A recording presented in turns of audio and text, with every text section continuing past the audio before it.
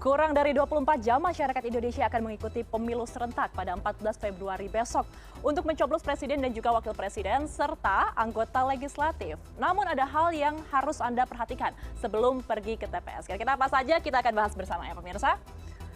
Ya, di sini yang pertama akan kita bahas adalah Anda harus tahu bahwa nantinya dalam pemilu serentak 2024 ini setiap orang akan memiliki hak memilih dan diberikan 5 buah nih ya, jenis surat suara dalam pemilu 2024. Semuanya sama-sama berlatar belakang putih dengan 5 warna yang berbeda sebagai penanda sesuai dengan fungsinya masing-masing. Yang pertama adalah surat suara berwarna abu-abu. Yang ini, nanti ini akan digunakan untuk memilih presiden dan juga wakil presiden. Dalam surat suara ini akan berisikan foto, nama, nomor urut, dan tanda gambar partai politik atau gabungan dari partai politik nanti di bawahnya sini. Dan juga partai pengusungnya. Kemudian kita akan beralih ke surat suara yang kedua yang berwarna kuning ini pemirsa. Ini adalah surat suara untuk bisa memilih anggota Dewan Perwakilan Rakyat Republik Indonesia atau DPR RI.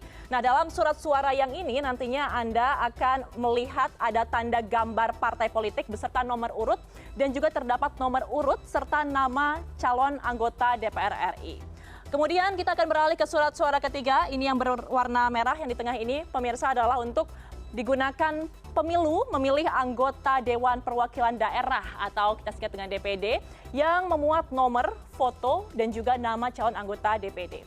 Kemudian di surat suara yang keempat berwarna biru ini untuk memilih DPRD Provinsi yang memuat sama seperti tadi kurang lebihnya ada tanda gambar partai politik, nomor urut parpol, dan juga nomor urut serta nama calon anggota DPRD dari provinsi. Kelima dan juga yang terakhir adalah surat suara berwarna hijau ini untuk memilih DPRD Kabupaten Kota. Di dalamnya akan terdapat tanda gambar dan juga nomor urut parpol serta nomor urut dan nama calon anggota DPRD Kabupaten Kota. Kemudian kita akan melihat bagaimana cara mencoblos surat suara Pilpres yang sah dan juga tidak sah. Karena selain mengenali 5 jenis surat suara, kita juga harus memperhatikan betul bagaimana cara untuk mencoblos surat suara. Karena apabila coblosnya ini salah, maka surat suara Anda tidak akan dihitung. Nah, kita akan bahas bersama ya di sini.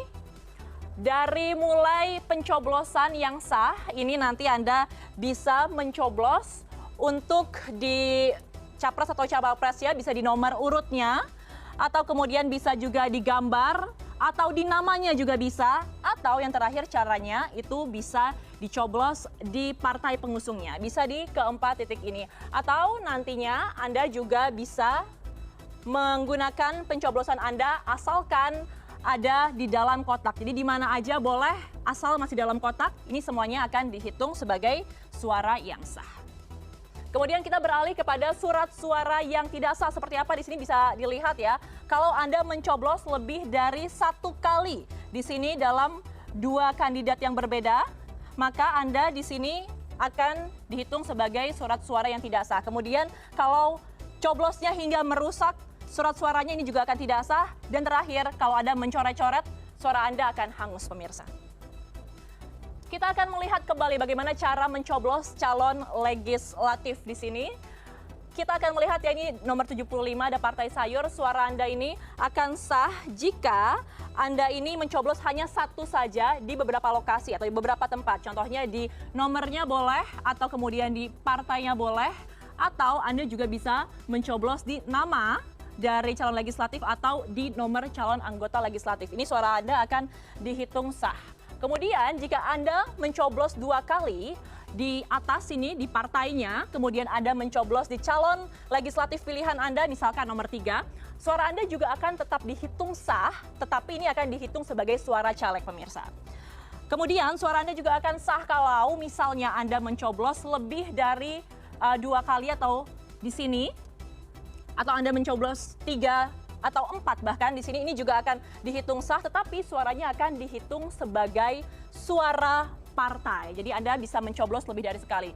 Tetapi suara Anda akan dianggap tidak sah kalau Anda mencoblos lebih dari sekali di luar kolom partai yang sama. Ya, jadi kalau Anda mencoblos di partai lain, berarti suara Anda tidak sah, atau Anda mencoret-coret dan juga merusak surat suara, maka suara Anda tidak bisa dihitung.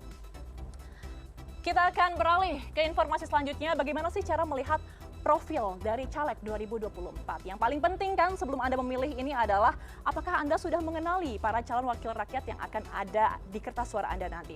Kalau belum, jangan khawatir karena Anda bisa mencari tahu segala informasi tentang calon anggota legislatif sebelum masuk ke bilik suara.